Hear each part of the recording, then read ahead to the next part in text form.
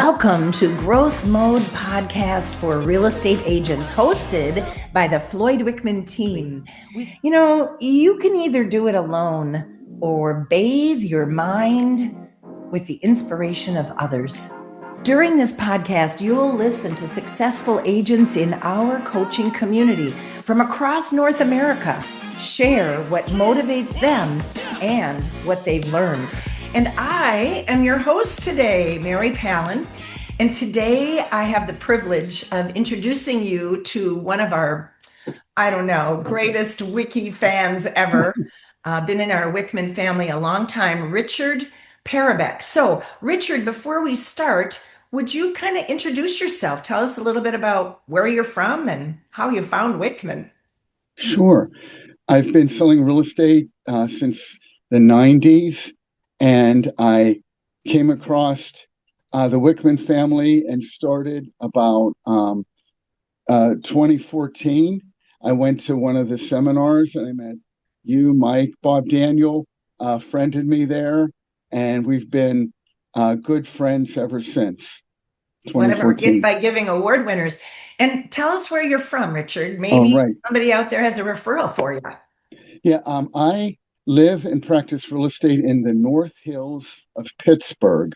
You know, generally all over Pittsburgh. It's not that big of a city. And because you've been in the business for so long, you've really built a good, solid book of business. And as you know, in R Squared coaching, one of the assignments is 18 conversations a week or 2 590-10s. And after a bunch of years, that can get kind of difficult and maybe almost easy to talk yourself out of really doing a good job calling your book of business. And that's why I asked for you to be on this podcast, because I think a lot of people are in that situation and you found a way to get yourself through that. You want to tell us about it? Right.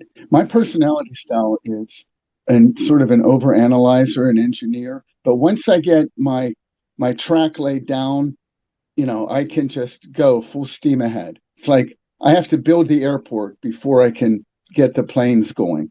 And what I've developed is, the funnel strategy, if you've been in real estate for any time at all, there's a lot of different ways to get real estate leads. You know, our past clients, expired listings for sale by owners, calling people in the yellow, just cold calling, door knocking, doing geographic farming, where you don't even know the people, you just send them advertisements all the time. You've done all of those things. There's tons of different ways to get leads. But the best way is people that you know, people that already like you and trust you, right? Right. And my challenge has been I procrastinate calling book of business. My sphere of influence, the people that maybe I sold a house to 5 years ago, but I haven't talked to them in 2.5 years. And it's a challenge for me to pick up the phone and call them, because I start telling myself, well, what if they're busy? What if they reject me? What if, whatever. And so I developed a system for myself to get my over-analytical self to do my calling to my sphere of influence, or we call it book of business. Book of business, right? The first idea or mindset is your sphere of influence or book of business is the best source for real estate leads. They usually don't interview a second person. They usually already trust you. And it's, make the listing appointment, come over and list my home. It isn't, well, we're going to interview 3 other agents before we decide. They've already decided. So you want to keep in touch with them. And like I said, it's sometimes a challenge to do that. But I asked myself, a question of what are the odds? And if I can narrow it down to what are the odds, then that's like a factual thing. That's something that doesn't change. That's something that I'm going to be able to use to my benefit rather than have it work against me. And I Googled, how often do homeowners sell their house in Pittsburgh, in the city of Okay. Pittsburgh. And anybody watching this can do it um, for their own city. And it came back that once every 15 years, on average, people sell their home. Now, some people, of course, the average is average on. So some people stay there 20 years or more. Some people sell after 5 years. So, but it averages out. So if you take 1 divided by 15, it comes out to 6.7%.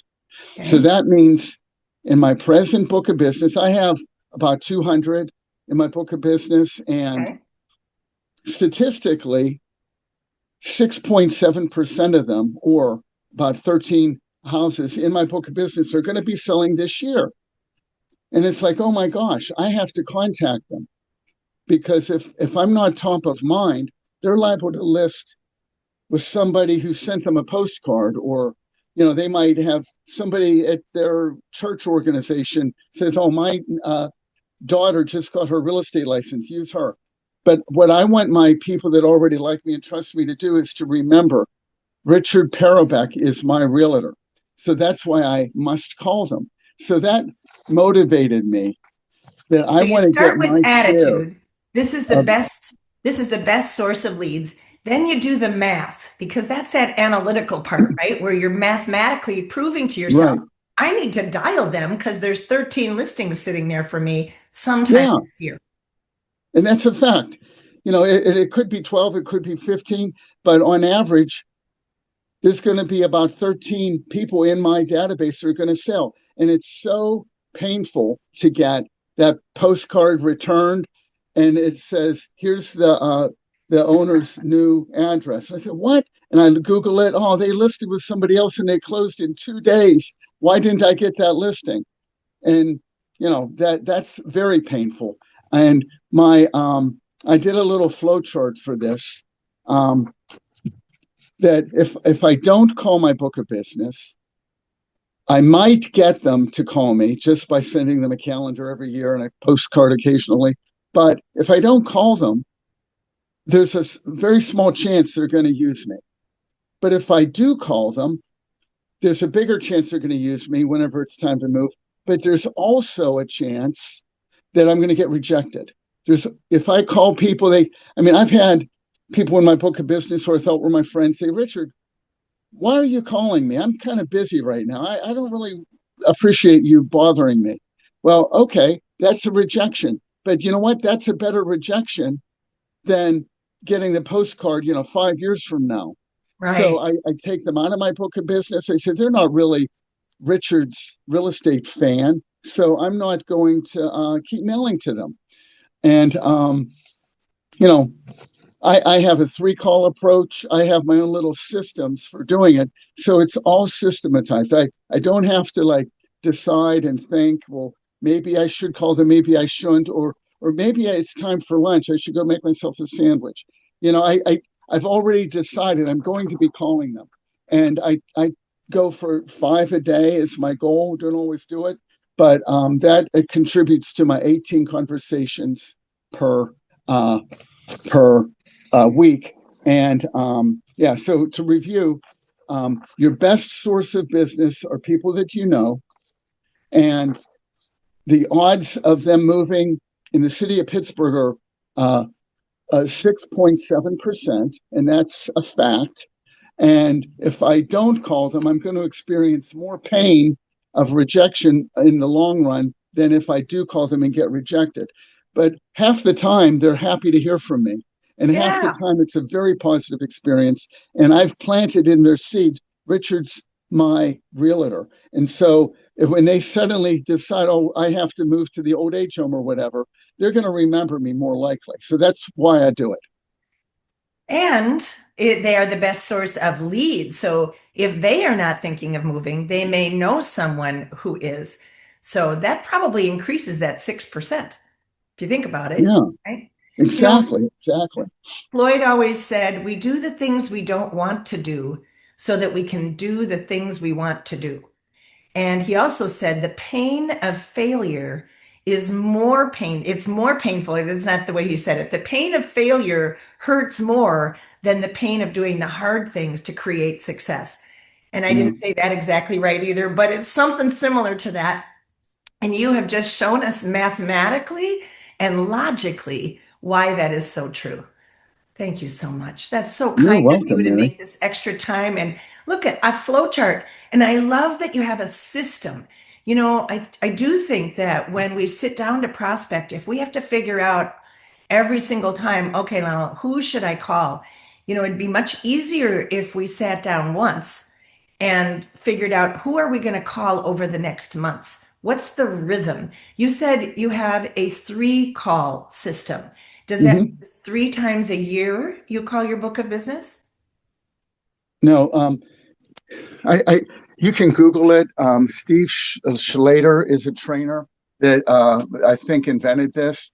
But what it does is, if you call your book of business and they're not home, I first leave a voicemail saying, "Hey, it's Richard, checking in to see how you're doing. And I know you're busy, so don't try calling me back. I'll try to check in with you next week."